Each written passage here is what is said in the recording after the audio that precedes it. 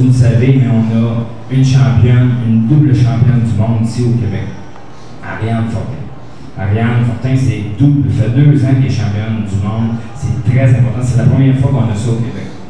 Mais si je vous poserais la question, qui d'après vous paye ses billets d'avion à Ariane Fortin? Vous me diriez sûrement Boxe Canada, parce que c'est un relève de Boxe Canada. Je vous dirais Boxe Canada, ils n'ont pas le support financier pour faire ça. Vous me diriez sûrement Boxe Québec, puis je vous dirais non. C'est Ariane Fortin qui est championne du monde, qui doit payer de ses poches ses billets, comme plusieurs autres membres de l'équipe nationale qui doivent payer leurs billets pour aller se battre. Tu sais, je vous dirais qu'une petite fille comme Ariane Fortin qui prend ses bourses personnelles pour aller se battre pour le championnat du monde, représenter le Canada, mais représenter les Québécois, je trouve ça inconcevable. Surtout que, à cause que vous pouvez lire dans mon petit document que M. Amber avait saisi une boîte de papier, il avait vérifié les papiers, on s'est aperçu que notre directeur technique, lui, voyageait avec sa famille au frais de notre fédération. Oui, OK, par la suite, il a remboursé ce montant-là parce que M. Amber avait saisi les papiers. Mais grâce à M. Amber, on a pu savoir ces choses-là. Je vous dirais que c'est l'avenir de notre boxe qui est gâché depuis 2 ans. Ça fait longtemps que ça dure, depuis 2 ans que ça va vraiment mal à cause de cette décision. Alors, Ross, Amber voudrait ajouter quelque chose, Ross?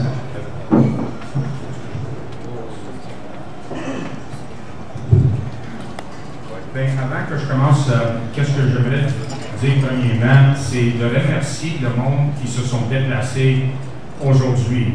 Et je pense que qu'est-ce qu'on voit ici, c'est les plus grands de la boxe et ceux qui sont vraiment des passionnés de notre sport.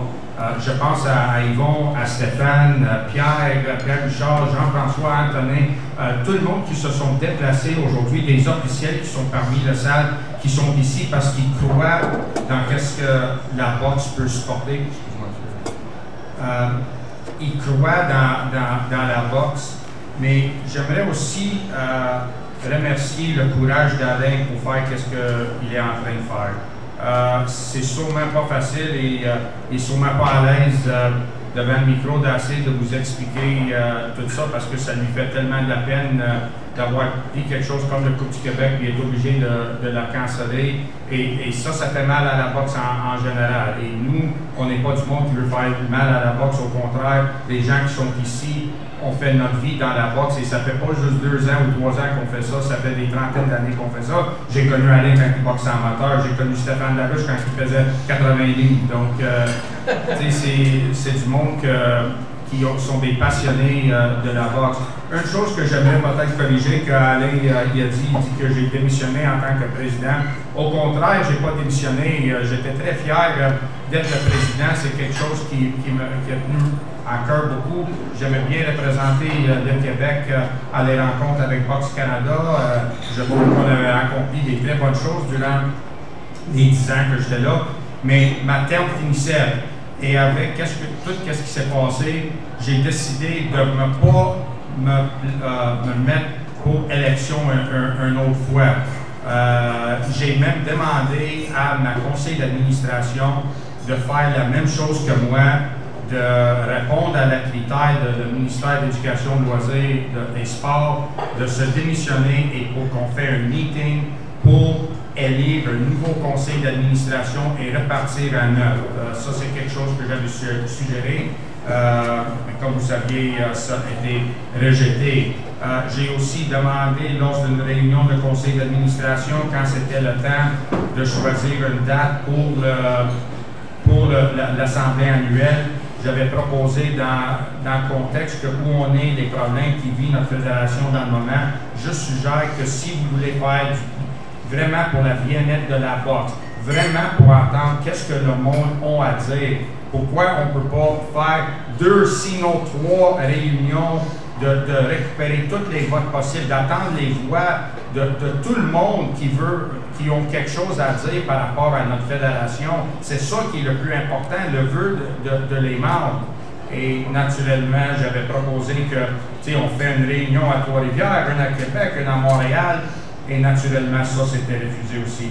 Donc, il y a beaucoup de problèmes qui existent. On est prêt pour répondre à vos questions si vous en avez. Mais je voulais surtout remercier les gens qui sont déplacés aujourd'hui et des gens non seulement de la boxe, mais que je considère les plus grands de la boxe, de l'histoire de la boxe au Québec. Et je vous remercie personnellement pour avoir été déplacés, les gens de médias qui se sont déplacés parce que eux aussi, surtout ceux qui ont les sites web de la boxe, c'est leur passion la boxe et ils croient à ça, ils sont déplacés pour venir ici et surtout à le courage à Alain et son équipe qui ont, après des mois de, je dirais même quasiment une année au complet d'organiser ce tournoi-là, d'être dans la position de ne pas sentir supporté par l'infrastructure qui devrait lui supporter le plus, et ça, c'est la fédération.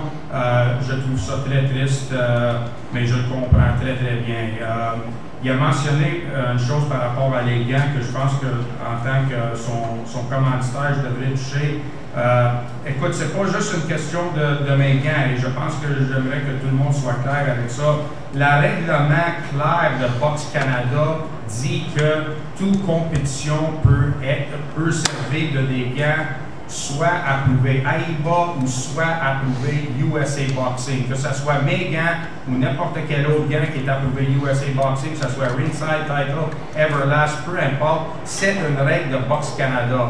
Et le fait que les dirigeants de la fédération peuvent empêcher Alain d'utiliser un gant qui est légal selon les règles de Boxe Canada et d'y aller contre les règles de Boxe Canada, je trouve ça vraiment déplaisant. Et en tout cas, je remercie Alain pour m'avoir supporté là-dessus. Et en tout cas, moi, je vais continuer à vous supporter. Alain. Merci beaucoup.